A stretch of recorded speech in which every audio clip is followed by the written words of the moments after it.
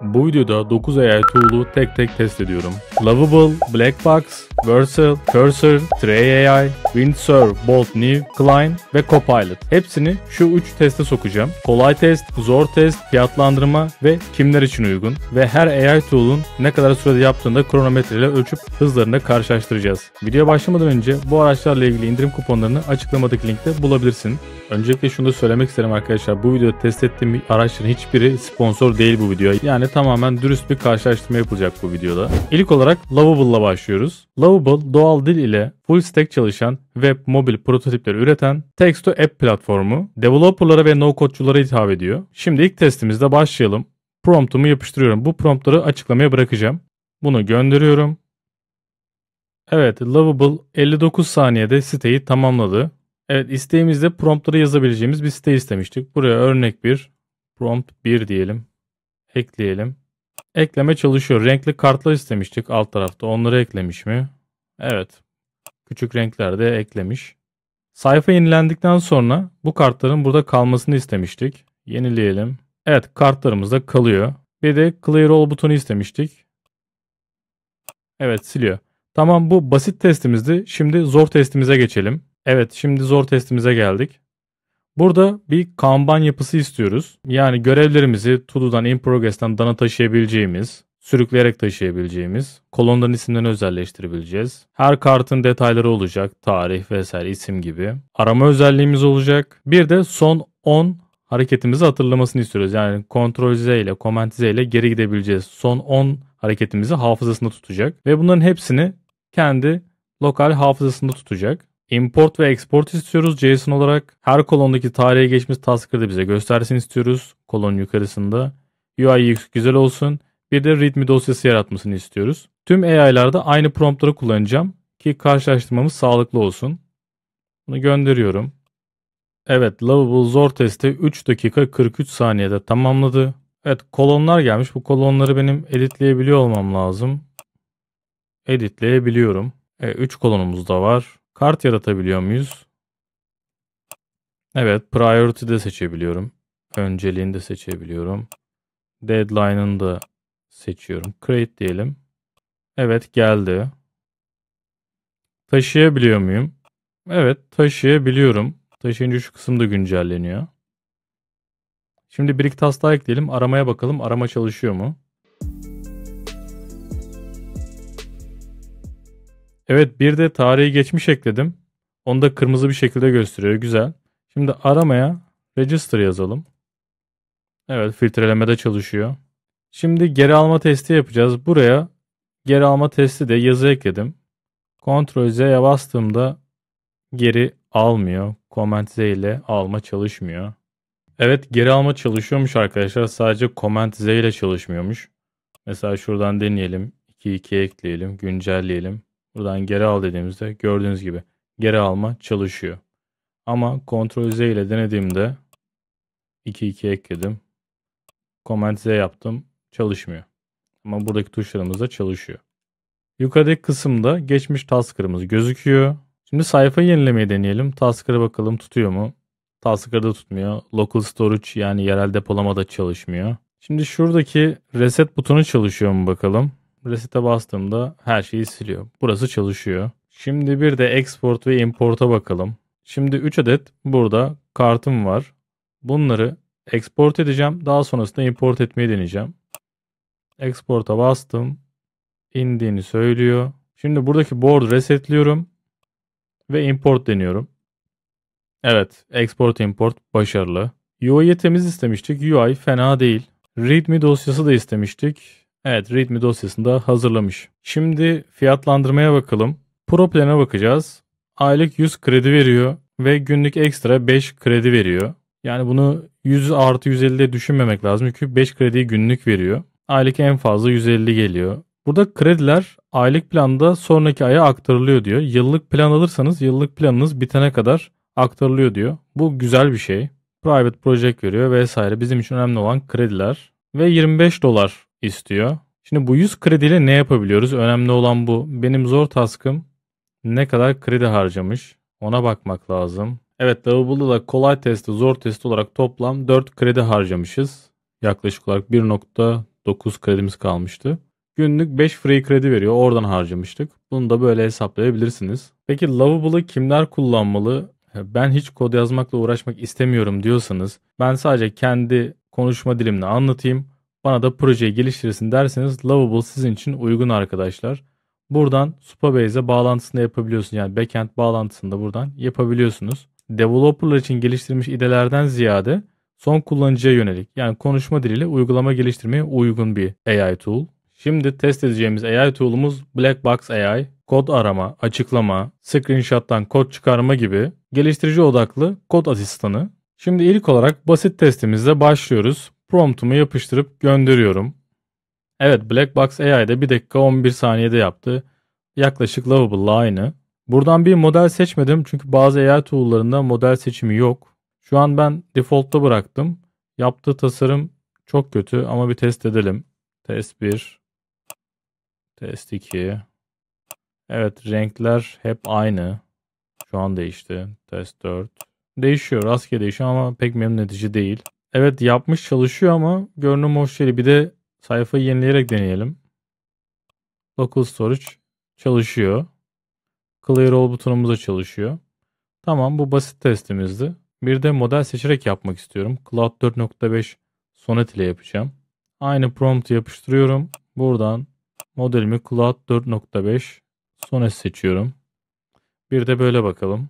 Daha 40 saniye oldu, bitirdiğini söylüyor. Fakat burada yarım kaldı. Neden anlamadığım bir şekilde. Şu an bu yarım kaldı. Devam etmesini söyleyelim.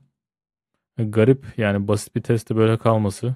Evet, devam et dediğimde kod yazmaya devam etti. Neden bilmiyorum. Bir devam et komutunu bekledi. Evet, bunu da toplam 1 dakika 13 saniyede tamamladı.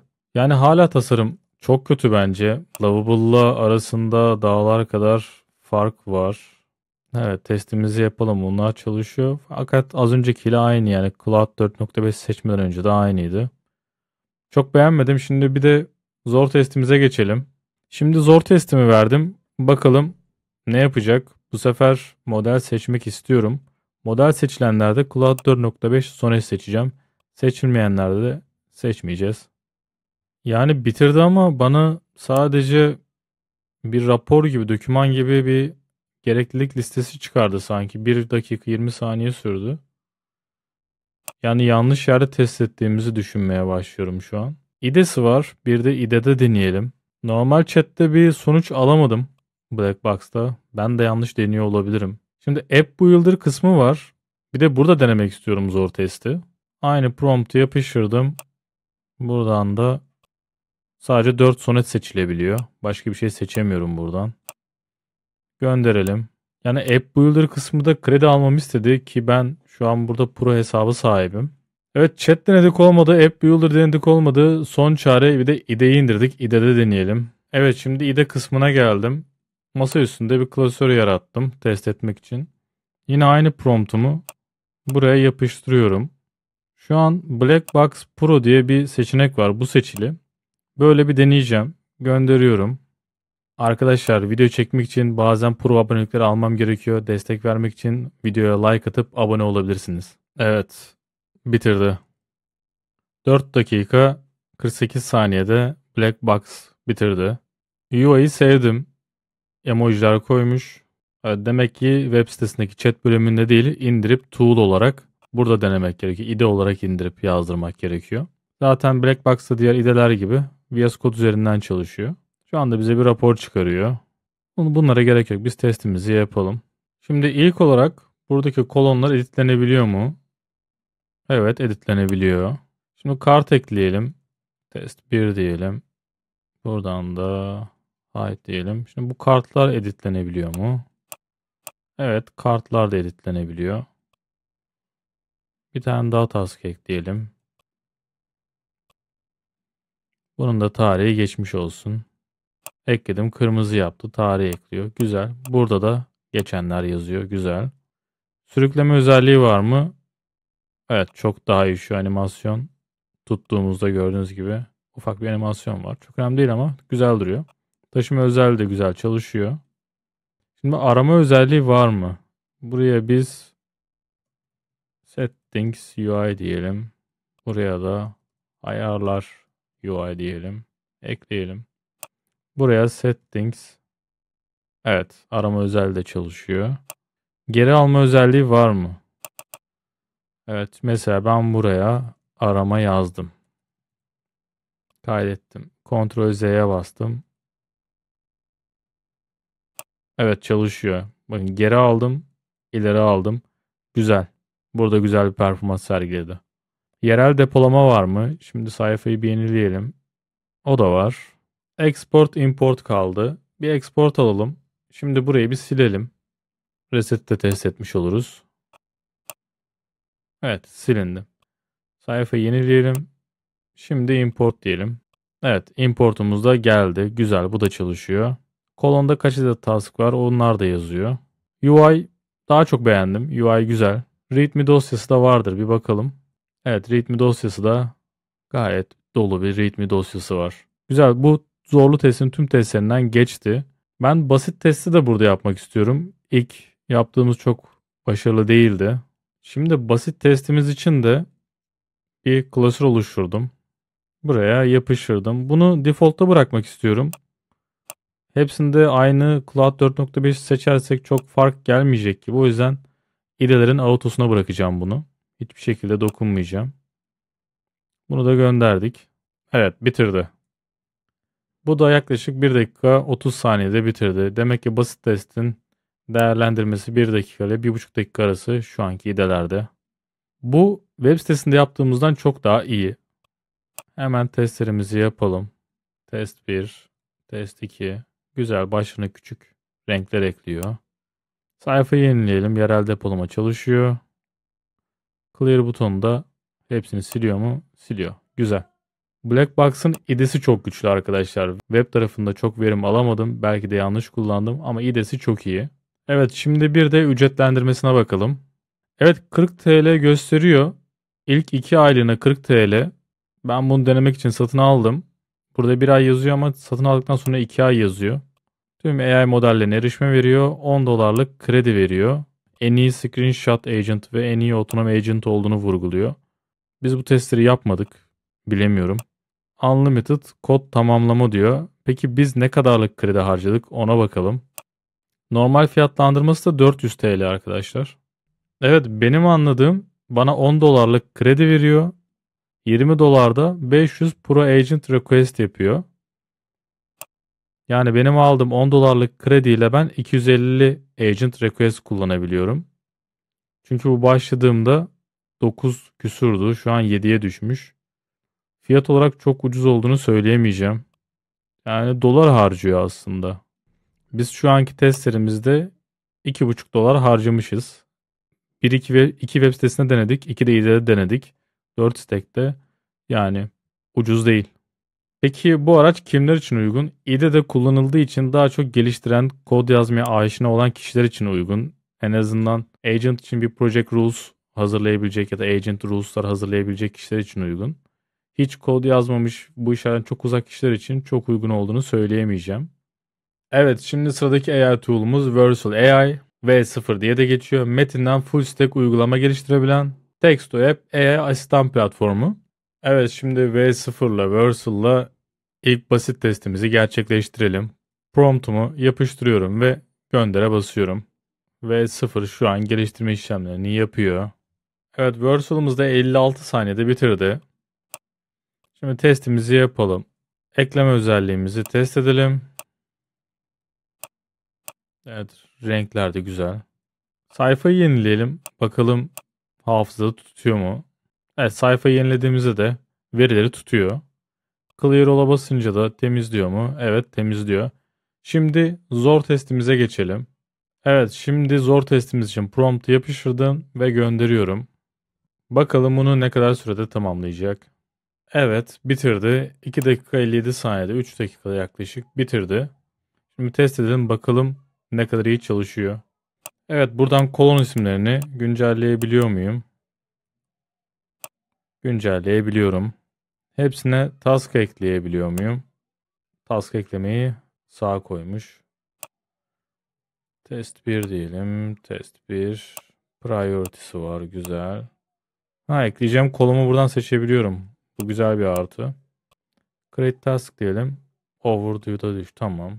Tamam, bu da ekleniyor. Bunlara title, description ekleniyor. Güzel. Taşıma özelliğimiz var mı? Drag, drop. Sadece şuradan tutunca var, şu kısımdan. Şöyle taşıyamıyorum. Şöyle tutup taşıyabiliyorum. Sonuçta var. Bir iki tane daha test ekleyelim. Şimdi şöyle bir şey fark ettim. Taşıma tam çalışmıyor. Yani iki öğeyi şöyle koyamıyorum. Burada bir sıkıntı var. Aynı yere iki öğe koyamıyorum yani. Buraya taşıyor ama şuraya taşıyamıyorum. Bu bir sıkıntı. Bir aramayı test edelim. Test 3'ü bulacak mısın?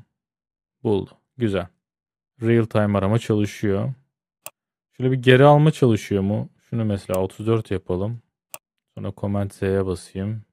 Yok. Ayrı bir pencerede açalım. Belki böyle çalışır. Mesela bunu şimdi 35 yapalım. Yok. Çalışmıyor. Bir sayfayı yenileyelim. Bakalım dataları tutuyor mu? Evet, dataları tutuyor. Local storage, yerel depolama çalışıyor.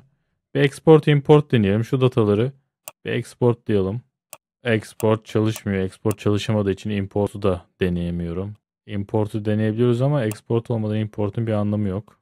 Her kolondaki task'ı sayıyor. Tamam. UI UX de güzel. Overdue yani tarih geçmiş yeri de burada sayıyor.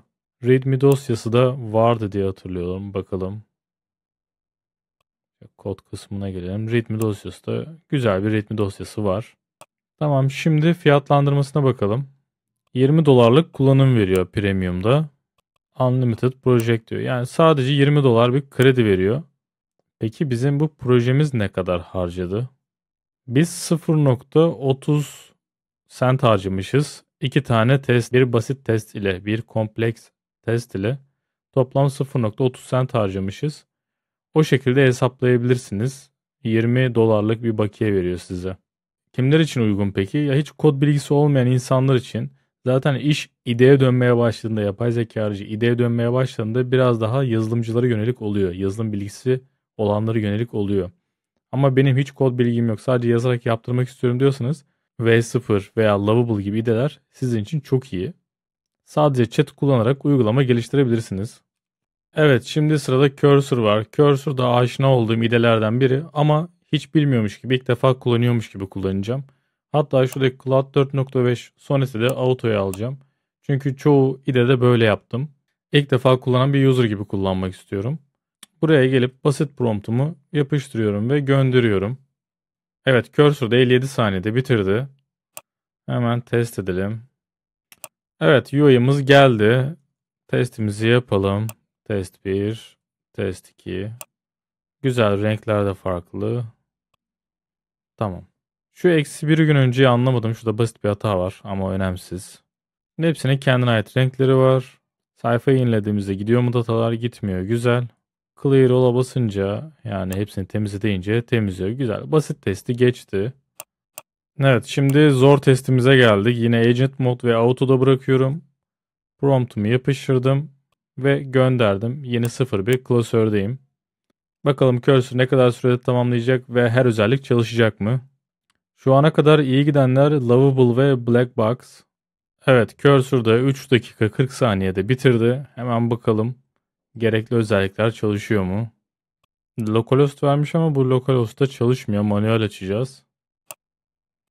Evet, çalışmıyor. Index.html dosyası şu an açılmıyor. Localhost'ta çalışmıyor. Burada çalıştığını söylüyor bu URL'de. Fakat çalışmıyor. Çalışmadığını bir iletelim. Uygulama çalışmıyor. Beyaz ekran veriyor. Localhost'ta çalışmıyor. Şaşırtıcı, çünkü cursor iddialı bir iddia ama şu an bunlar çalışmadı. Şu ana kadar hiç böyle bir hata almamıştık. Evet, bir şeyler yaptı. Bakalım, yine indeksi manuel açacağım. Yok. Index.html dosyası açılmıyor. Localhost'a bakalım. Localhost'ta manuel buraya yapıştırdım, açıldı. Şimdi bir testlerimizi yapalım. Bakalım buraya ilk olarak bunları editleyebiliyor muyuz? Editleyebiliyoruz. Task ekleyebiliyor muyuz? Low diyelim. Ekle diyelim. Eklendi. Bir tane daha ekleyelim. Onun da tarihi geçmiş olsun. Ufak bir hata var. Düzenleyemiyorum. Şuna tıkladığımda taşımaya geçiyor. Aslında taşımak istemiyorum. Şuna tıklamak istiyorum. Üstüne de tıklayınca aynısı oluyor. Silemiyorum da. Burada bir bug var gerçekten. O yüzden task'ı düzenleyip düzenleyemediğime de bakamıyorum. Taşıma animasyonu güzel. Çok smooth şekilde gidiyor. Arama özelliği çalışıyor mu? Güzel. Güzel çalışıyor. Şimdi geri alma özelliği var mı? En merak ettiğim bu. Bunları geri de alamıyoruz ki düzenleyemediğimiz için. Bir task ekleyelim. Şimdi burada Command Z'ye basarsam ne olacak? Hiçbir şey... Ha oldu. Evet. Geri alma ve ileri alma çalışıyor. Şu an geri alıyorum. İleri alıyorum. Geri alıyorum. İleri alıyorum. Arama kısmını geri alma çalışıyor. Task'ları geri alma çalışmıyor. Buraya yazdığım yazıyı geri getiriyor. Bunu deneyemiyoruz şu an. Lokal depolama çalışıyordur herhalde. Evet çalışıyor. Export yapalım. Export çalışıyor. Şimdi burayı bir resetleyelim. Reset de çalışıyor. Şimdi import yapalım. Import çalışmıyor. Tekrar deneyelim. Import çalışmıyor. Şu an cursor'a göre çok eksiği var. Bu kadar iddialı bir tool olmasına rağmen. Yani kolondaki öğeleri de sayıyor. UI UX orta. Fena değil. Şunlarda bir corner radius vesaire yok. Dümdüz koymuş. Readme yapmış mı bakalım. Evet, Readme dosyasını da hazırlamış. Şimdi ücretlendirmelere bakalım. Evet, bizi ilgilendiren Pro plan. Extended limit diyor. Ama ne kadar olduğunu söylemiyor. Yani burada yazsa güzel olurdu. Yani burada cursor ne sunduğunu vermiyor. Çok ilginç bir şekilde. Yani birazcık abonelik kısmını da kurcaladım. Çok da bir yer bulamadım. Önceden yazıyordu, 500 request yazıyordu. 20 dolara tekabül eden. O da yazmıyor. Diğer ideleri gördükten sonra cursor'da büyük ihtimal iptal ederim. Büyüyor kurumsal ama son kullanıcıya çok da faydalı gelmiyor bence. Burada dürüst bir eleştiri yapmak zorundayım. Yani ben burada bir son kullanıcı olarak satın almadan önce neleri satın alacağımı bilmem lazım. Extended limits diyor, yani uzatılmış fazladan limitler diyor. Ne kadar fazla? Tam anlayamadım. Yani kimler için uygun kısmına gelirsek bence yazılımcılar için uygun ama farklı alternatifler de bakılabilir. Şimdi sıradaki AI tool'umuz Tray AI. 10x AI Engineer vaadiyle bağımsız görevleri yürütebilen daha agent odaklı bir AI tool'umuz. Şimdi basit testimizde hemen başlayalım. Prompt'umu yapıştırıyorum. Auto modda bırakıyorum ve hemen gönderiyorum. Bakalım sonucumuz nasıl çıkacak. Evet, çalışmaya başladı. Evet, 1 dakika 20 saniyede bitirdi. Evet, browser'da açtık. Çok basit bir tasarım yine. Bakalım hemen çalışıyor mu? Test 1 dedik. Ekledi. Test 2 dedik. Ekledi. Sil dedik. Güzel. Test 1. Ekle. Test 2. Ekle. Sayfayı yenileyelim. Renkler değişiyor ama veriler kalıyor sonuçta. Önemli olan bu. Tamam. Basit testimizi geçti. Şimdi zor testimize geçelim. Evet. Şimdi zor testimize geldik. Yeni bir klasördeyim. Promptumu yapıştırıyorum. Auto modda ve gönderiyorum. Evet arkadaşlar, Trey AI bitirdi. 10 dakika 32 saniye sürdü. Şu anki yaptığımız AI'lar arasında diğerlerine göre 3 kat daha yavaş sürede bitirdi. Yani bir an daha da sürecek zannettim. Bunu sıfırlayalım. Evet, şimdi geliştirmiş olduğu siteye bakalım. Evet, kolon isimlerini özelleştirebiliyor muyuz? Ona bir bakalım. Tıklayınca evet, özelleştirebiliyorum. Task'ları yaratabiliyor muyuz? Test 1 diyelim. Tarihi de geçmiş bir tarih seçelim. Hemen overview'ya düştü. Güzel. Test 2. Test 2. Şimdi gelecek tarih seçelim. Ekledim. Tamam, güzel. Düzenleyebiliyor muyum? Task'ımı düzenleyemiyorum. Taşıyabiliyor muyum? Taşıyamıyorum da arkadaşlar. Şu an tıklıyorum ama taşımıyor kesinlikle. Arama özelliği çalışıyor mu? Şuradan bir arama yapalım. Test 1 diyelim. 2 diyelim. Güzel. Arama özelliği çalışıyor. Geri alma çalışıyor mu? Geri alma tuşunu da koymuş buraya. Şimdi düzenleme yapamadığım için geri almayı da test edemiyorum. Veya bir task'ı da buradan kaldırmıyor. Aa, kalem ikonu koymuş. Ama çok sönük koymuş. Şimdi gördüm. Düzenleye basıp test 33 yapalım. Evet. Task'ı düzenleyebiliyorum. Geri alabiliyor muyum? Yok, geri alma yok. Çalışmıyor. Yerel depolama çalışıyor mu? Bakalım. Şimdi sayfayı yenileyeceğim. Yerel depolama çalışıyor. Export import çalışıyor mu? Şimdi buradaki dataları bir export edelim. Tamam, export'u verdi. Bakalım import çalışıyor mu? Import etmeden önce bunları bir silmem lazım. Reset diyelim. Reset tuşumuz da çalışıyor. Import ettim. Datalarım geldi. Güzel. Export import da çalışıyor. Şimdi her kolonda kaç adet sayı olması gerektiği burada yazmıyor. Burada yazması lazım. 1, 2, 3 diye. UI UX'i de bence kötü çünkü bu siyahlıklar ne anlam veremedim yani çok çirkin bir UI gözüküyor şu an. Kolonlar vesaire iyi ama test kolum yazalım. Kolon ekleniyor ama UI kötü. README dosyası var mı bakalım? Evet, bir README dosyası da var. Bu kadar da yeterli. Var sonuçta. Güzel, şimdi fiyatlandırmaya bakalım. Evet, fiyatlandırmada yazıyor bu sefer arkadaşlar. Cursor'da bunu bulamamıştık. 600 hızlı request, daha sonrasında sınırsız yavaş istekler diyor. Güzel, güzel bir plan. Giriş ilk ay 3 dolar diyor. Sonraki aylar 10 dolar diyor. Unlimited autocomplete, yani sınırsız yazdığınız kodu tamamlıyor. Güzel, yani fiyatı da uygun diyebilirim ki bu aylık paket yıllığa geçtiğinizde daha da ucuzluyor. Şimdi bu Tray AI kimler için uygun? Arkadaşlar bence bu Tray AI yazılımla uğraşanlar için, yine yazılıma aşina olan kişiler için uygun. Hiç yazılımla alakası olmayan insanlar için uygun değil. Çünkü burada çok fazla terminalle alakalı iş yapıyor ve işlerin detayına giriyor. Size çok burada soru da soruyor. O yüzden bence hiç bilgisi olmayanlar farklı alternatifler kullanabilir.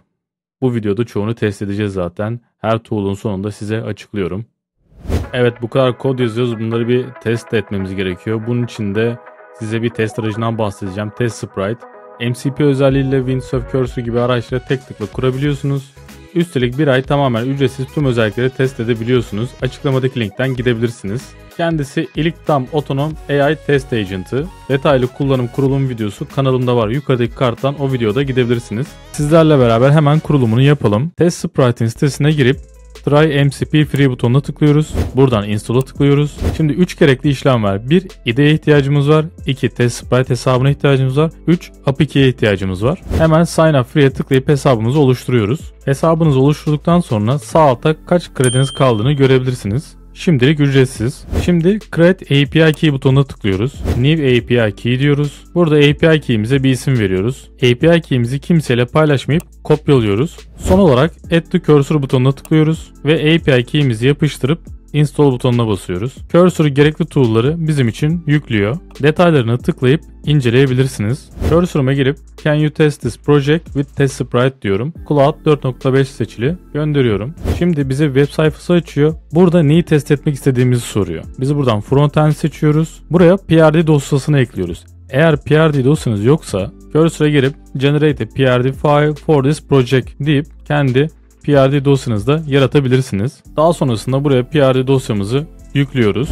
Continue deyip işlemi başlatıyoruz. Cursor'a döndüğünüzde Test Sprite'ın klasörleri ve dosyaları yarattığını görebilirsiniz. Test Sprite şu an bizim için test planlarını oluşturuyor ve testleri çalıştırmaya başlıyor. Aynı şekilde testlerin ilerleyişini buradan veya MCP test kısmına gelip buradan canlı bir şekilde de izleyebilirsiniz. Testi geçemeyenlerden bir tanesinin üstüne tıklayıp inceleyelim. Video şeklinde görebiliyorsunuz ki bu bence harika bir şey. Direkt testinizi canlı izleyebiliyorsunuz. Test bittiğinde de size bir rapor sunuyor. Şu an testlerimizin 12 testten 10'u başarılı geçmiş. Şu an başarı oranımız %83. İsterseniz web sitesi formatında da görebilirsiniz. Size bir HTML dosyası veriyor. Bu HTML dosyasını açıp web formatında da testlerinizin sonuçlarını görebilirsiniz. Tüm bağlantıları açıklamalarda bulabilirsin. Test Sprite'ı ücretsiz starter planine hemen dene ve projendeki test süreçlerini tamamen otomatikleştir.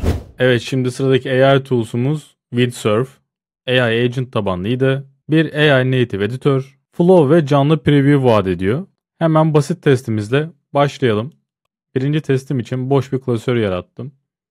Chat kısmını sağdan açıyorum. Model seçimi böyle geldi. Dokunmuyorum şu an. Promptumu yapıştırıyorum ve gönderiyorum. Evet, 1 dakikada bitirdi. Bu sekmiyor arkadaşlar. Genelde birinci testimiz çoğu AI'de ortalama 1 dakika sürüyor. Kabul edelim. Bir bakalım. Evet, yine basit bir arayüzümüz var. Hemen bir test edelim. Test 1, test 2. Genelde UI'da benzer çıkartıyorlar. Tamam. eklenebiliyor. Renkleri var. Yerel depolama var mı? Var. Temizleme var mı? Çalışıyor mu? Çalışıyor. Güzel. Tamam, hemen ikinci testimize geçelim. Evet, yine geldim chat kısmına. Promptumu yapıştırıyorum. Olduğu gibi bıraktım modellere, agentları vesaire. Gönderiyorum. Arkadaşlar bazı AI'lar burada hızlı kod yazıyormuş gibi gözüküyor. Bazıları sadece yaptığı işlemi söylüyor. Bunlara aldanmayın. Mesela şu an çok hızlı çalışıyormuş gibi gözüküyor Windsurf. Sonucu birazdan göreceğiz. Ama biz burada kronometre tutuyoruz.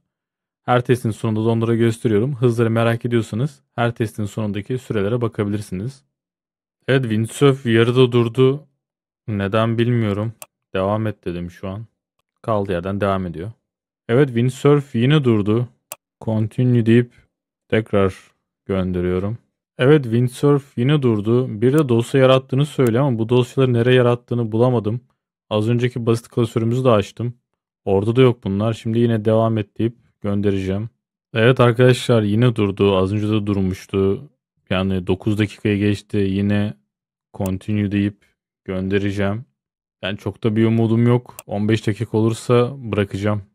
Evet arkadaşlar, 15 dakika oldu. Hala da kod yazmaya devam ediyor. 85 tane dosya yarattığını söylüyor ama bizim Explorer kısmımız boş. Acaba hata yapıp önce klasöre mi yazdı diye baktım birinci testimize. Oraya da yazmamış. Yani testin devamını yapmamıza gerek yok. Ben şu an yapabileceğini de çok düşünmüyorum. Ne kadar süreceğini de bilmiyorum şu an. Yani ücretlendirme bölümü ve kimler için uygun bölümüne bakmaya çok gerek yok. Ama ben yine de size bir ücretlendirmeyi göstereyim. Bu da arka planda yazmaya devam ediyor şu an. Evet, ücretler bu şekilde. 500 adet prompt kredisi veriyormuş. Aylık 15 dolar bu şekilde. Kimler için uygun kısmına gelirsek bence IDE olduğu için performanstan aldığım sonuca göre vermiyorum. IDE olduğu için bence yazılımcılar için uygun. Veya yazılıma yine aşina olanlar için uygun. Hiç kod bilgisi olmayanlar kullanmasın. Bu arada 93 tane 94 tane dosya yarattı ve devam ediyor. Ben bunu kendi haline bırakacağım şu an. Bilmiyorum. Yine durdu sanırım. Evet. Yine durdu. Bu sefer devam ettirmeyeceğim. Sıradaki testimize geçelim. Evet. Şimdi sıradaki idemiz Bolt New. Tarayıcıda prompt edit deploy deneyimi sunan AI Web Agent'ı. Şimdi ilk testimizle başlayalım. Promptumu yapıştırıyorum. Default burada Cloud Agent seçiliydi. O yüzden bir yere dokunmadan sadece promptumu yapıştırıp gönderiyorum. Ben Safari kullandığım için Chrome'a yönlendiriyor. Biz Chrome'dan devam edelim. Evet, şimdi Chrome'dan devam ediyoruz. Evet, Bolt 30 saniyede bitirdi. Görece hızlı. Şimdi de hemen testlerimizi yapalım. UI'yi de beğendim. Buradan test 1 diyelim. Test 2 diyelim. Güzel, renkleri de güzel. Animasyonları da güzel. UI güzel. UI'yi beğendim. Şimdi bir sayfayı yenileyelim. Ha, olmadı. Ayrı bir sayfada açtım local storage'ı test etmek için. Şöyle ekledik. Bir sayfayı yenileyelim. Gidiyor. Local storage'ı yapmamış. UI güzel ama local storage çalışmıyor. Silme çalışıyor mu? Çalışıyor. Burada da test ettim. Yine local storage belki preview, burası preview alanı olduğu için belki burada çalışmıyordur diye. Şuradan sayfayı da yenilediğimde evet çalışmıyor. Belki publish edince değişebilir çünkü burası preview kısmı, çok emin olamadım ama diğer preview'larda local storage çalışıyordu sonuçta. Tamam, bu basit testimizi. Çok da ayırt edici bir özellik değil. Şimdi zor testte daha çok belli olacak. Şimdi zor testim için promptumu yapıştırdım. Buradaki ayarları olduğu gibi bırakıyorum ve build'a basıyorum. Bakalım bunu ne kadar sürede tamamlayacak. Evet, şimdi ne kadar token'ı harcadık diye baktım. Şu an geliştirme işlemleri devam ediyor. Büyük ihtimalle yarısındadır diye düşünüyorum. Şu an günlük limitimizden harcadı ilk başta. 300'den şu an yarısından daha az kaldı. Burada da 300k token veriyor günlük. Yani birisi 5 token veriyor, birisi 300 veriyor. Her ülkenin farklı para birimi gibi hepsi gerçekten. Temel bir alabileceğimiz standart yok. O yüzden harcama yapıp harcama karşılığında ne kadar token veya kredi gidiyor ona göre çıkarım yapmak lazım. Bu da biraz anlaşılmayı zorlaştırıyor ürünlerle ilgili. Evet arkadaşlar, Bolt New de bitirdi. 4 dakika 54 saniyede, yaklaşık 5 dakikada bitirdi. Hemen sonucumuza bakalım neleri başarmış. Bu arada UI iyi. Şu ana kadar gördüğüm en iyi UI bu sanırım. Alt tarafta kaydırmalı, kolon ekleme kısmı, kenardaki radiuslar vesaire. Şu ana kadar gördüğüm en iyi UI bu diyebilirim. Geri ileri alma tuşları. Güzel. Hemen burayı özelleştirebiliyor muyuz? Bakalım. Evet, özelleştirebiliyorum. Task ekleyebiliyor muyum? Test 1, test 1. Yüksek öncelik diyelim. Buradan da tarihi geçmiş bir tarih seçelim. Hemen overview'ya kırmızıya düştü. Bir de normali ekleyelim. Test 2, test 2. Bunda önceliği düşük olsun ve gelecek bir tarih olsun. Evet, kırmızı olmadı. Kaç tane task olduğunu gösteriyor bir kolonda. Buradan overview'ya geçenleri, tarihi geçmişleri gösteriyor. Güzel. Filtreleme de koymuş. Güzel. Şimdi biz arama özelliğine bakalım.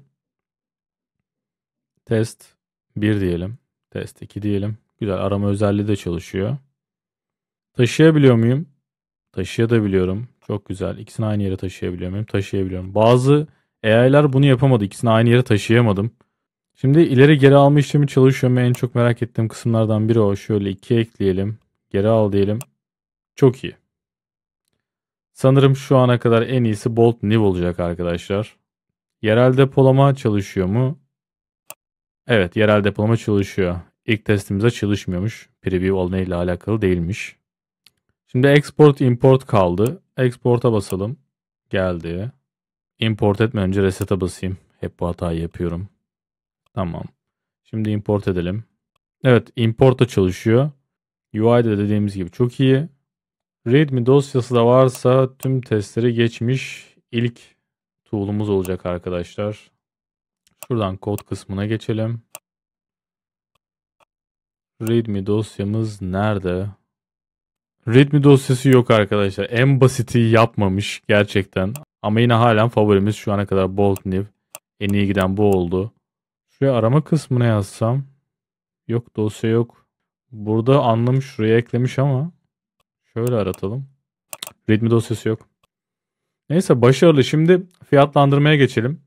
Bu arada fazladan free token için açıklamadaki linkten gidebilirsiniz Bolt New'e. Sadece hem benim hesabıma hem sizin hesabınıza fazladan token veriyor. Şurada daily limitimiz vardı. O bitmiş. Yani şu ana kadar geliştirdiğimiz iki proje 300k token harcamış. Günlük limitimizle geliştirebildik yani. O sıfır kalmış burada.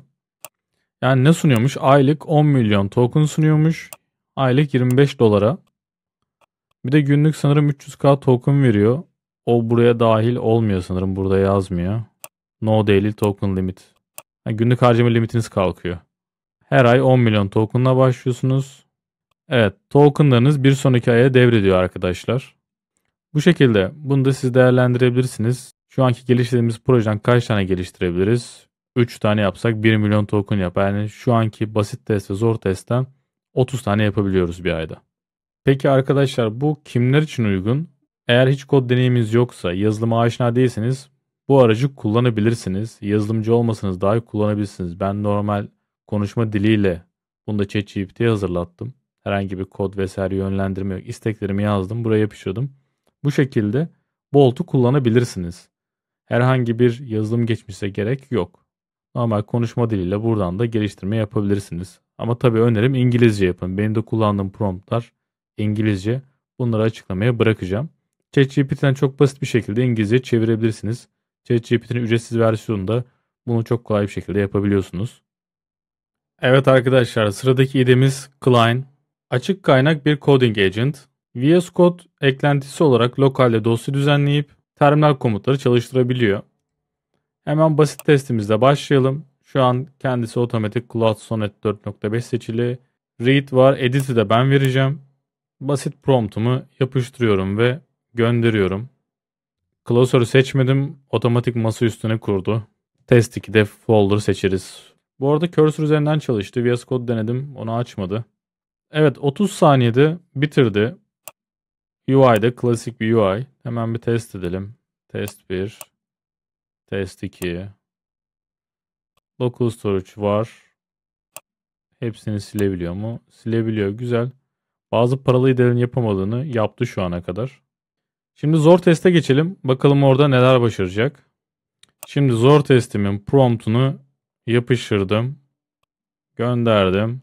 Bu sefer klasörümü açtım mı? Açtım. Bu sefer klasörümü de açtım. Açık kaynak kodu dedik ama bir sınır var sanırım client'da. Şurada gittikçe kredi harcıyor. Baktım dolar olarak gidiyor. Dedim acaba cursor üzerinden EIP'ye bağlantı mı yapıyor? Öyle bir durum yok. Sanırım girişte belli bir dolar bakiye veriyor. Çünkü benim burada bir kredi kartım vesaire de yok. Şuradan dashboard'a basarsanız arkadaşlar sizi dashboard'a yönlendiriyor. Burada kredi ekleme seçenekleri var. Burada yaptığı isteklerin ne kadar token kullandığı ve ne kadar kredi harcadığının limiti var. Sanırım 1 dolar kadar bir bakiye ile başlıyoruz. Yani dolar görürseniz siz de bir endişelenmeyin. Çünkü buraya herhangi bir kredi kartı eklemediyseniz gidecek bir yer de olmaz. Gördüğünüz gibi payment kısmı benim için boş. Kredimde 0.0484 kalmış. Şimdi 3 dakikada siteyi bitirdi. Gelin isterseniz bir siteye bakalım. Sonrasında premium'a bakarız. Sitenin UI güzel, fena değil. Renkler, border radius'lar vesaire.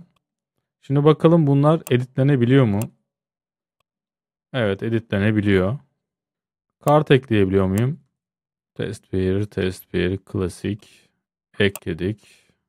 Test 2, test 2. Bunu da geçmiş bir tarih yapalım. Evet, kırmızı oldu. Güzel. Taşıma özelliğimiz var mı? Var. Güzel, taşıma da çalışıyor. Arama özelliğimiz var mı? Var. Güzel, o da çalışıyor. Geri alma özelliğimiz, bir kere ben bunu 2 kere tıklayınca editleyebiliyorum. Bakalım geri alma özelliğimiz çalışıyor mu? Çalışıyor. Taşımayı geri aldı. İsmi sadece geri alabilir misin? Aynen alıyor. Geri alma özelliği çalışıyor. İleri alma özelliği de çalışıyor mu? Az önce çalıştı. Geri alma çalışmıyor sanırım. Tekrar deneyelim. Buraya SS yazalım. Geri al, ileri al. İleri alma çalışmıyor. Yerel depolama çalışıyor mu bakalım. Yerel depolama güzel çalışıyor. Şimdi export import'u deneyelim. Önce reset'e basalım. Güzel. Export'u deneyelim. Export çalışıyor. Import'u deneyelim. Import başarılı dedi ama tekrar deneyelim. Başarılı diyor ama çalışmıyor. Şu an import özelliğimiz çalışmadı. Buradaki task sayılarını gösteriyor ama ona tekrar bir bakacağım. Test 1, test 2. Burada task sayısı yok ama şurada gösteriyor. Tarihi geçmişleri gösteriyor ama ona da bir bakacağım. Aynen, overdue buraya da düşüyor. Tamam. UX UI fena değil. README dosyası var mı bakalım. Evet, README dosyası da burada var. Şimdi fiyatlandırmaya geçelim. Ama çok bir içime sinmedi bu arada geliştirdiği uygulama. Hatalar var. Şimdi anladığım kadarıyla burada bir paket yok. Yani 500 kredi, 600 kredi gibi paketlerimiz burada yok. Dolar ekleme mantığıyla çalışıyor. Yani 5 dolar ekledersem ne oluyor? 5 dolar 243 TL yapıyor. Yani 243 TL ile neler yapabilirsiniz? Bizim şuradaki harcamalarımızdan bakalım. Şu harcamaları toplasak kaç yapar? Evet, buradaki dolarları toplayınca 0.45 yapıyor. Yani yarım dolar 50 cent yapar. Yani 0.5 cent yapar. Bizim bu geliştirdiğimizi 5 dolara kaç kere geliştirirsiniz? Şu ana kadar yaptığımız testler yarım dolar tutuyor. Öyle düşünelim. 2 katı 1 dolar. Yani 2 kere olsa 5 dolardan 10 kere yaparsınız arkadaşlar. Yani 243 TL'ye 10 tane böyle proje üretebilirsiniz. Hem basit hem zor olarak şu an ürettiklerimize dayanarak söylüyorum. Kimler için uygun? Bence kesinlikle daha öncesinde VS Code'da veya başka bir kod editöründe kod yazmış, uygulama geliştirmiş kişiler için uygun. Çünkü extension olarak kullanılıyor burada. Yani buralara gelip extension kullanmayı bilmeniz lazım. Bir sorun yaşayabilirsiniz çünkü eklenti olarak geliyor. Kendi bir IDE'si yok henüz. Daha mühendislere uygun gibi geldi bana. Buradaki API request'leri, token'ları vesaire direkt sunmuş. Yani son kullanıcıya uygun değil bence. Evet arkadaşlar, sıradaki AI tools'umuz GitHub Copilot. Kod tamamlayıcısı ve son zamanlarda agent özellikleri ve model seçme özelliğiyle gelişmiş bir AI Code Agent'ı. Bakalım ilk testimizde neler yapacak. Şimdi promptumu yapıştırıyorum. Burayı auto modda bırakıyorum. Ask modundan sadece agent moda geçiriyorum ve gönderiyorum. Boş bir folder'da açtım. GPT-5'e erişim istedi. Enabled dedim. Başka bir işlem yapmadım. Bekliyorum bakalım. Evet arkadaşlar, GitHub Copilot 2 dakikada birinci testimizi bitirdi. Bir tık yavaş. Şimdi bakalım isteklerimizi yapmış mı? Burada bir editör içerisinde preview açtı. Ben ama tarayıcıda görmek istiyorum. Tamam, tarayıcıya geldik. Ekleme özelliğimizi test edelim. Test 1, test 2. Güzel. Local storage çalışıyor mu? Çalışıyor. Temizleme çalışıyor mu? Çalışıyor. Güzel. Bu basit testimizde şimdi temiz bir folder açayım. Orada zor testimize geçelim. Tamam, şimdi zor testimiz için yeni bir klasördeyiz. Prompt'umu yapıştırdım. Agent Mode ve Auto'da bırakıyorum ve gönderiyorum. Bakalım ne kadar sürede tamamlayacak. Evet arkadaşlar, son AI tool'umuz GitHub Copilot'ta bitirdi. 6 dakika 26 saniyede bitirdi. Görece yavaş ama ortalama bir hız. Reset diyelim, bakalım neleri tamamlamış, neleri tamamlamamış. Localhost'u vermiş. UI karanlık ama beğendim. Biraz küçük yapmış. Ben biraz büyüteceğim. Dark bir tema ama güzel. Reset vesaire tuşları, borderlar vesaire. Hemen bir kolonları editleyebiliyor muyuz bakalım. Güzel, editlenebiliyor. Yukarısı editlendi. Kart ekleyebiliyor muyum? Kart ekleme alanı biraz zayıf olmuş. O tek tek soruyor. O çok kullanışsız. Çok kullanışsız, hiç beğenmedim. Veri girme yerini. Taşıyabiliyor muyum? Taşıma da yok. Eksi. Arama var mı? Test. Wow. Bug var. Silemiyorum bile. Aramada çalışmıyor. Yani geri alma. Şöyle bir deneyelim geri almayı, burayı. 3 deneyelim. Büyük ihtimal tüm fiyatları tek tek soracak. Evet. Geri al diyelim. Geri alma çalışıyor. İleri almada çalışıyor. Basit özellikler çalışmıyor ama. Görüyorsunuz arkadaşlar, IDE'lerde ve yapay zekada ne kadar farklı durumlar çıkıyor ortaya. Yerel depolama çalışıyor mu? Çalışıyor. Export import'u merak ediyorum. Bu da çalışıyor olabilir. Export diyelim. Burayı bir silelim. Import diyelim. Evet, export import da çalışıyor. Her kolonda kaç adet var? Burada yazmıyor ama yukarı kısımda yazıyor. Bu bizim için yeterli. UI güzel ama az önceki UI güzel lafımı geri alıyorum. Çünkü veri giriş yeri kötü. README dosyası yaratmıştı. Chat'te yarattım diyordu, bakalım. README dosyamız var. Zaten GitHub Copilot README olmazsa olmaz. README'nin çıkış yeri zaten GitHub. Bir de fiyatlandırmasına bakalım. Şöyle, bu paket $10 arkadaşlar. 300 premium request veriyor. Güncel modellerle Cloud 4.5. Kod tamamlama veriyor. GPT 4.1 Unlimited Chat veriyor. $10 300 premium. Diğer proların yarısı kadar $10. Diğerleri de 20-25 dolarda 600 request veriyordu. Yani ortalama fiyatı ne aşağı ne yukarı.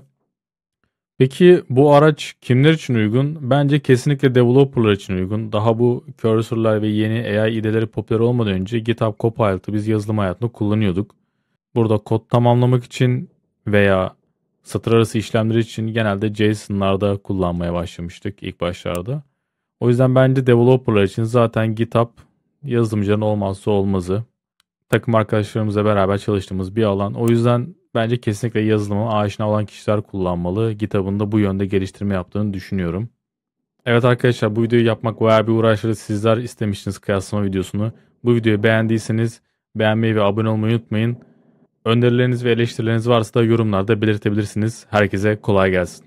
Evet arkadaşlar, şimdi yorumlama kısmı. Bence bu testi geçenler Bold New, Lovable ve Black Box AI. Bana göre sınıfta kalanlar ise Cursor, Windsurf ve Copilot.